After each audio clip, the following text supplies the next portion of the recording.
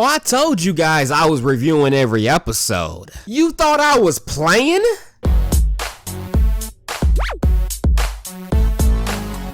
What's going on, YouTube? So now it's time to review the second episode of Boy Meets World. So the episode starts off with Corey and Sean and another friend of theirs that we'll never see again in future episodes. And they're talking about which superhero that they would rather have as their dad. Interesting little topic. I'm gonna ask that same question to you guys. Me personally, I'd go with Spider-Man. And Corey said he would want Superman as his dad. Now pay attention to this because I'm gonna bring it up again later. So we get to see Minkus for the first time as Sean sprays him with his water gun. So after Corey realizes he's the only one without a water gun, and he learned this the hard way, he comes home and tries to butter his parents up and get them to buy him his own water gun. And his mom actually agreed until she saw the price of it, of course. And then it was a big fat hell no. $50 for a damn water gun? What kind of water are they using with that damn thing? And then Corey goes to rant to Eric. And he said if his parents couldn't afford to have toys for 3 children, why did they have 3 children? And you know, there is a lot of truth in that little comedic line, especially with how things are today. Although it's deeper than just toys, but I digress. So Corey wants a job at his dad's market like the one Eric has as a box boy. But his dad tells him he's too young and that he should enjoy it while he can because it doesn't last long. Very, very true words. And for my younger audience listening, you need to take that to heart. Enjoy your childhood. Don't be in such a rush to grow up, because being older is not all it's cracked up to be. Who am I kidding? It's awesome. So then Corey goes to talk to Mr. Feeny. And for those of you who may have forgotten, yes, Feeny stays right next door. Could you imagine staying right next door to your teacher? Talk about cruel. So Mr. Feeny tells Corey he'll pay him to paint his shutters and windows. And he said he would pay Corey $5 a piece. That's 5 times 2 shutters and 8 windows. And Corey came to the conclusion somehow that that was 58 bucks. So Feeny gives him the troll face and agrees. Oh, Corey, you just got Feenied. So Corey finishes the work and gets paid, but he accidentally paints the fences too. So once it comes time to have the water gun war fight with his friends, he isn't ready to go. So he pays his friends $7 to help him finish it. But after Corey gets an attitude with everyone, they bail on him, leaving him to do the work alone. Oh hell no. Better give my boy his $7 back. Duh.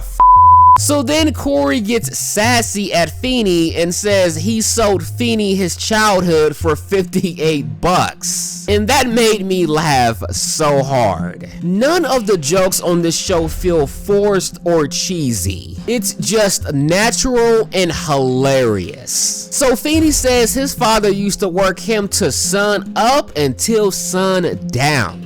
So Alan, aka Corey's dad, said he doesn't want Corey working anymore. Oh, the shade though. So Alan told Corey that his responsibility wasn't to finish painting the fence, but to stay 11 years old for as long as he can. And he let him go and play with his new water gun with his friends while he finished painting the fence. And I really like this moment because there is a time and a place to grow up and take responsibility. but 11 years old ain't it. Corey should be out being a kid, not looking for a job and painting fences on a Friday afternoon, or whatever day it was. I really enjoyed this father-son moment. So Eric comes home from a long day's work and says he's completely wiped, so tired and sore he could barely move. And he said he doesn't know how his dad does it. He works 12-hour days, he never sits down, he eats his lunch standing up,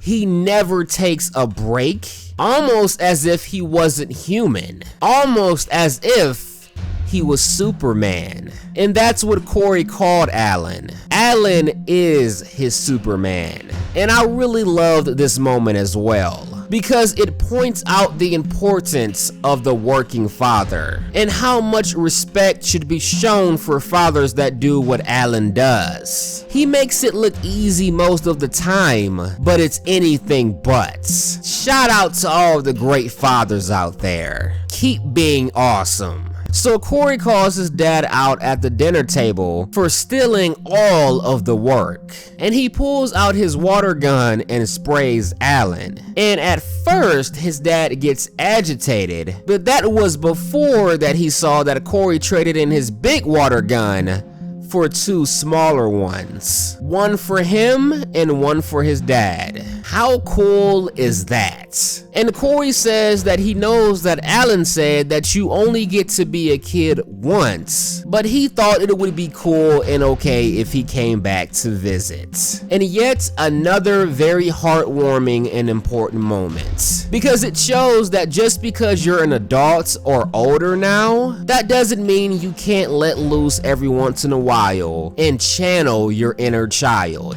because I guarantee it's still inside of you, just waiting for you to let it come out and play. And that message is for my older crowd. Don't let being older stop you from having fun and reliving your childhood sometimes. There's nothing wrong with it. And I love how during the water fight, the only thing Eric is concerned about is getting his hair wet. Pretty boy problems. Well, and black girl problems. So overall, I absolutely loved the lessons taught in the episode. But I have to hold these episodes to Boy Meets World standards and not Girl Meets World standards. And the fact is, I hold Boy Meets World to a much higher standard. And although I loved the lessons, I do think the episode was a little bit on the boring side. So if I had to give it a rating, I would probably rate it a 6.7 out of 10. It was okay, but compared to most of the episodes in the series, it was definitely just okay. But even the okay episodes in Boy Meets World are still better than most of the episodes in Girl Meets World. You know, I just had to take it there before ending the video. But let me know what you guys thought about this episode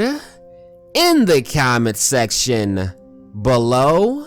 And if you guys are interested in supporting my channel so I can make many more videos for you guys going forward, check out that Patreon link in the description box. But I'm done talking. If you guys enjoyed this video, you know what to do. But as always, until next time.